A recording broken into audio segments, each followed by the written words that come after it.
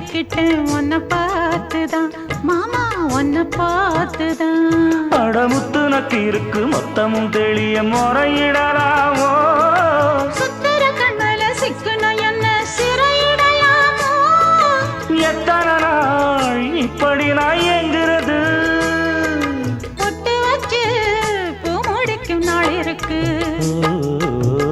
புது வளையல அரைச்சு தொண்டையில தான் நினைச்சு மாமன் கிட்ட பேச போற மணிக்கணக்கா.